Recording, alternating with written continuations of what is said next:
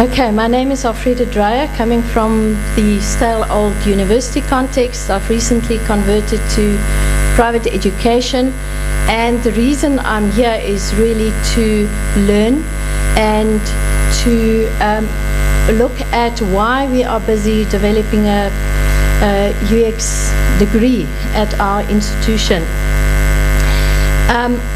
And when my take on this is that we actually need to consider participatory media experience much more closely, as we all know is of course an indispensable ingredient of UX design. And when we look at these elements, we need to especially look at collaborative scenarios and crowdsourcing. And I'm going to deal with this topic considering some fine arts installations that actually employ simulational life design principles. And why I actually do this is because I really consider it as a continuation of the old subject-object relationship and the semiotics that have been derived from that.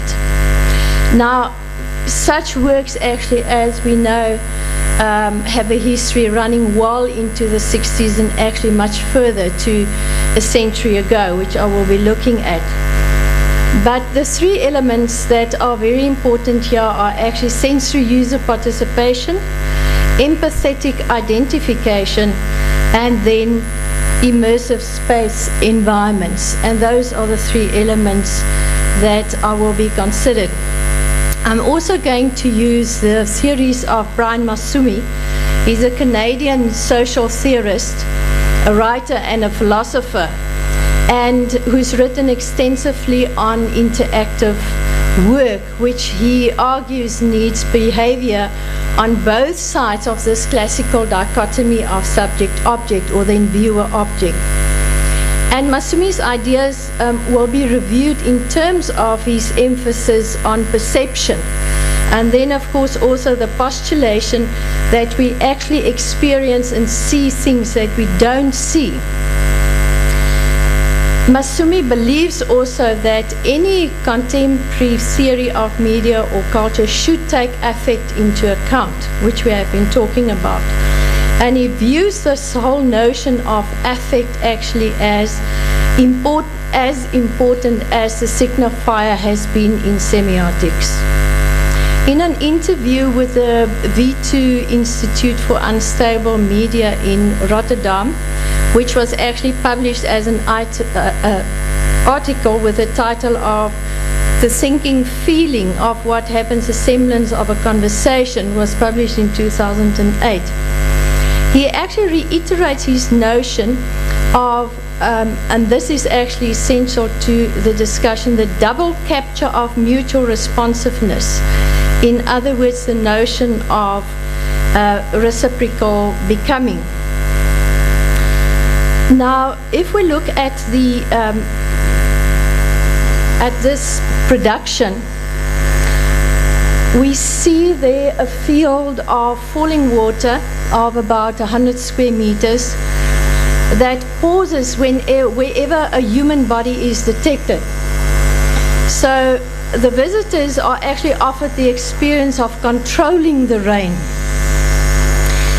Sensors detect where the visitors are standing, and there's a let's just listen to what Elfriede is saying.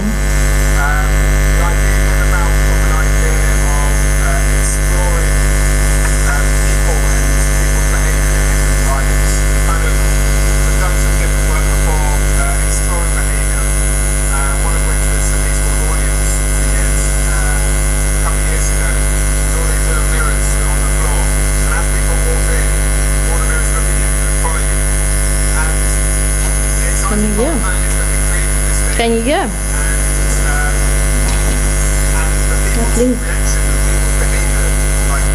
Okay, what actually happens here is that he explains the process where the sensors actually detect movement, and then people can actually control the rain.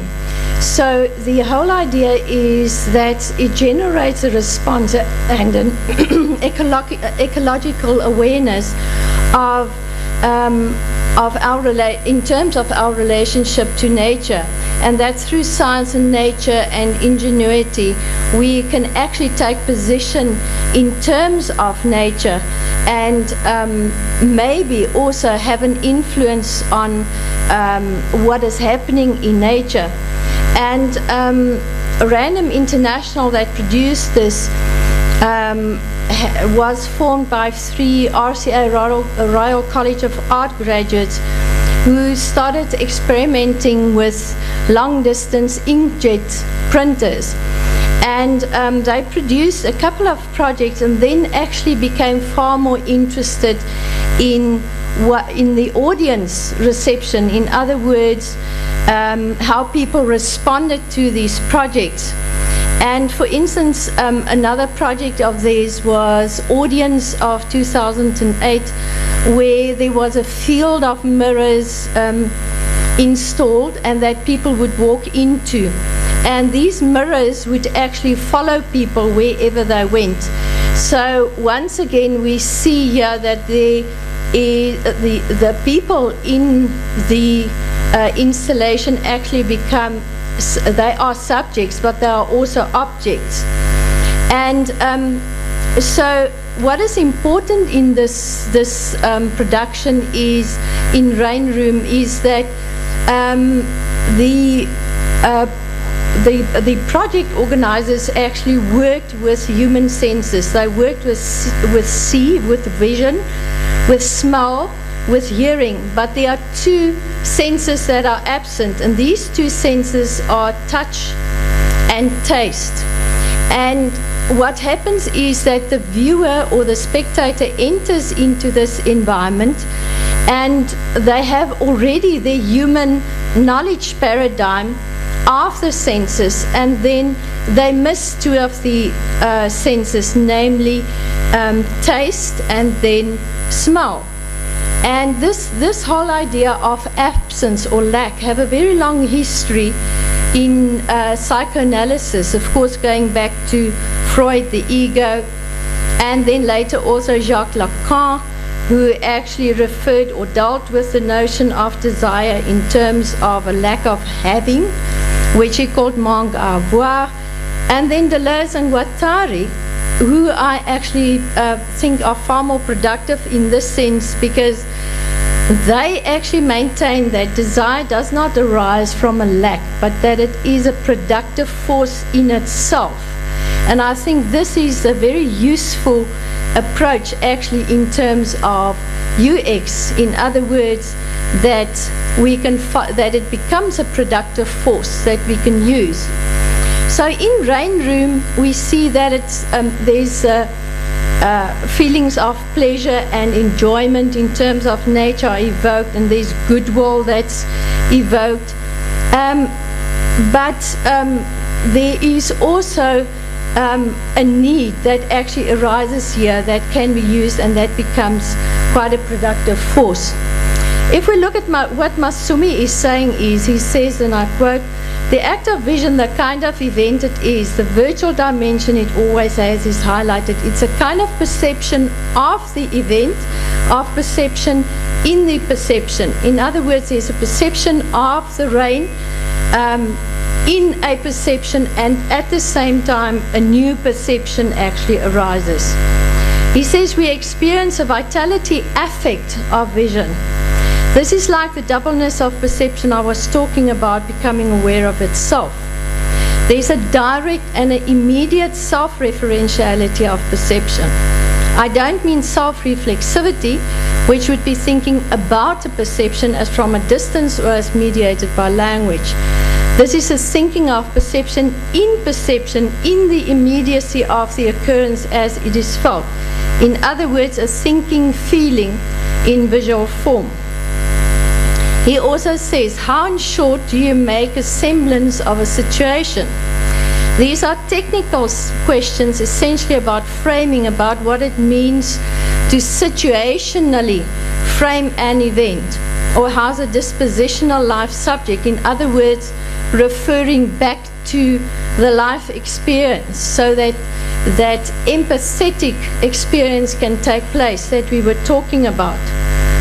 He says, when you're getting there technically, I think it's because you've shifted the emphasis from interaction to lived relation and are starting to find ways of operating on the qualitative level of the thinking feeling, where you are pooling styles of being and becoming and not just eliciting behaviors. Now, if we look at the historical antecedents, for instance, of interaction design, we see that that these have been Dada and Fluxus. Dada was, of course, a movement that started at the beginning of the previous century and in Europe, and many claim that it started in Switzerland, in Zurich, with the Cabaret Voltaire, but it was already at its pinnacle in New York in 1916. And Dada was actually born out of activist responses to the horrors of the World War I, and it involved all the arts. And these Dada artists actually attempted to break down the barriers or the division that there was between the artwork and the spectator. And they also prized irrationality and intuition.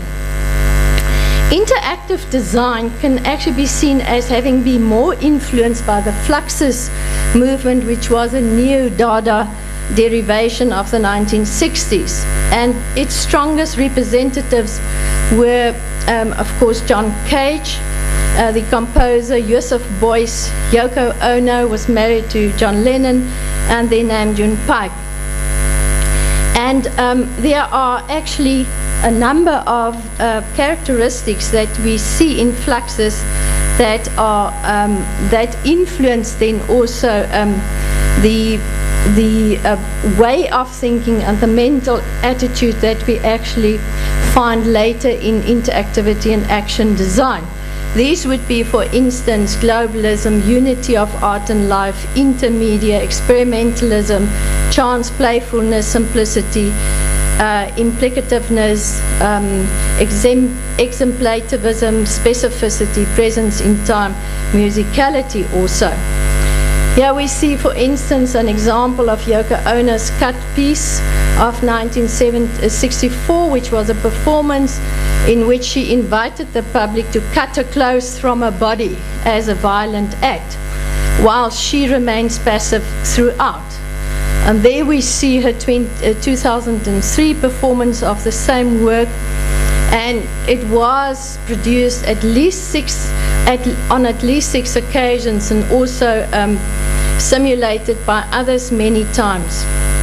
And this work has, over the years, has been interpreted by many as it could be just a striptease, but it could also be a protest against violence, which is what it was, and then also as a kind of a feminist work. But what is important here as a Fluxus work is that it was questioning and deconstructing the very nature of interaction with the viewer, and that it was also quite auto-performative. In other words, it was communicating through the body of the artist in order to change attitudes and behaviors. There's also another Fluxus artist, Yayoi Kusama, who also tried to solicit rage, compassion, and other emotions through her work, as many other artists actually did at the time. And she was very famous for her so-called polka dot performances and happenings. And in this very early work, she actually used her own body as to actually try and change attitude, and especially to canvas for peace. And in this period of time, which was the 1960s, many artists began to literally live their art. Gesture actually came to constitute artwork, and everyday banal activities were elevated to the status of art. So the body was presented as the form from which the work was made, And the artwork would only last for the duration of the gesture. But the artist's role was actually a dual role, both as object and then as subject. So, and then of course the audience also became an indispensable part of the whole production. If we look at this work,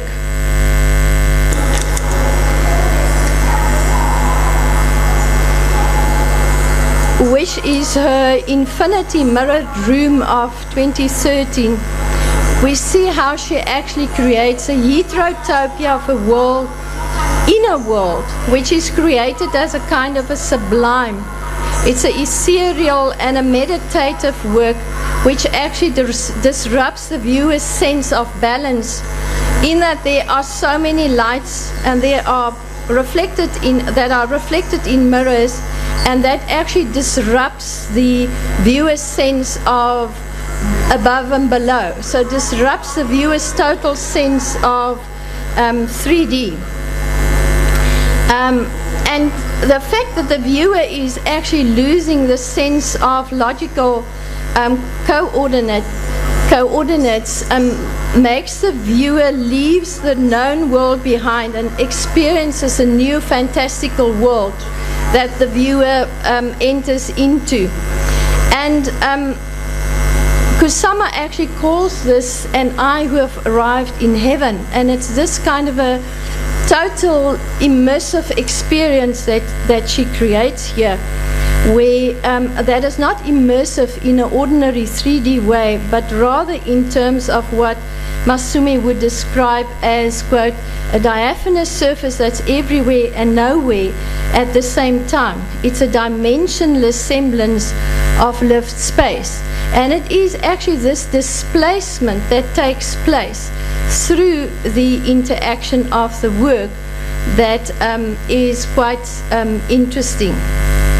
If we look at this work, for instance, which is Anne Hamilton's The Event of a Thread, we see how she actually works with thinking, feeling experiences of childhood, of memory, of homeliness, of belonging and connectivity, and that is all through the metaphor of a thread. Now, what is interesting is that we see a mixture of adults and children actually in this environment, and they interact with the swings and threads of different kinds. And once again, there is this complete displacement where the viewers or the users, so to speak, actually start to move into a different kind of time zone where they are in childhood, but they're also in their own contemporary time. And there is actually a mixture of time zones in here. The white curtain that we see at the back is a kind of a boundary or a kind of a bridge that actually suggests a liminal zone of an in-between, which almost symbolizes the zone where time stands still. And I think what one can say is that this work actually finds its impact in a world of adults playing like and with children. They're forgetting their contemporary human condition, a world where there's urgency, where there's anonymity, where there's cocooning into the self. And there's a very strong sense of community that also develops in this work. And as such, by taking people actually back to a time where there's lots of time, where time is actually a luxury, and where there's a very strong sense of continuity, it actually, there's a kind of a buy-in into a set of values that seems to have got lost along the way.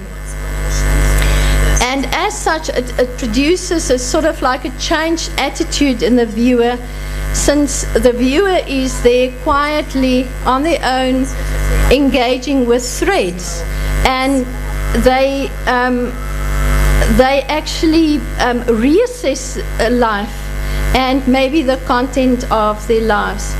Again, what we see here is a notion of crowdsourcing and also simulational life design. And I think we can quote Masumi again in this regard, specifically where he says, you have an immersive thinking feeling of what it's like to be alive in inhabited space, and only what that's like. It's a perception of the perception of lived space. You're all in that perception, every thought, every movement, every shadow, every sound, each of them modulating the others in immediate vibrational relation and in resonance. The resonance is all-embracing. It's relationally self-framing in a way that is only for the moment, that is uniquely taking off from and floating in that space, and it's monadic. A world of perception unto itself, and which becomes then a self-embracing microclimate of experience. I think in summary, through these examples that I've shown, what we can actually learn from this is that we see in all three of these major works that have had tremendous influence, for instance, in the field of interaction design in fine arts as a discipline, in that grey area where it actually operates. We see that the work actually needs behavior on both sides of this classical dichotomy of viewer and object. The work actually needs the viewer to interact with it in order for it to attain its full meaning. And on the other hand, the user derives meaning from the work by interacting with it. And this is where Masumi's notion of the double capture of mutual responsiveness come in. In other words, that none of the two entities can actually stand on its own, but it's dependent, interdependent on each other. And in all of these works, we see that their impact, their message, and their meaning are actually found in addressing a need, an absence, and the filling of a void or a long-lost value. And I think that through addressing this, for instance, very, very meaningful designs can be achieved. And for that, of course, you have to address human condition. You have to look at the world. You have to look at the state of the world and see what people are like, what the world is like, and then actually address that, so that that need that is there can actually become a productive force in itself. And then also there is a sense of completion and holism that can be achieved through the notion of actually completing or achieving holism then actually in the experience. The visual design becomes imbued and infused with the human senses, and it is an innate quality that is actually in the work, which is dependent on human experience to actually achieve that. And it aligns with human experience and challenges and invigorates it, so that the sense of empowerment can actually be generated through the interactivity, and the empowerment actually develops through the sense of control and directing, so that it's left to the viewer to make his or her own choices in terms of where the work should go, in terms of what should happen and what the end goal should be. And as such, of course, the whole production in the end remains fundamentally communicative, which is what you want to have. So it's not just senseless interaction that takes place. It's not simply goal-oriented towards a certain place or a effect that one actually wants to achieve, but there is a far more meaningful facet here, which is actually human experience that becomes part of this. And then, of course, as Werner has pointed out to us, it is completely measurable in terms of impact and reception, and can be measured by various factors, such as, for instance, the adverse success in reception, the number of visits, and audience size, and so forth.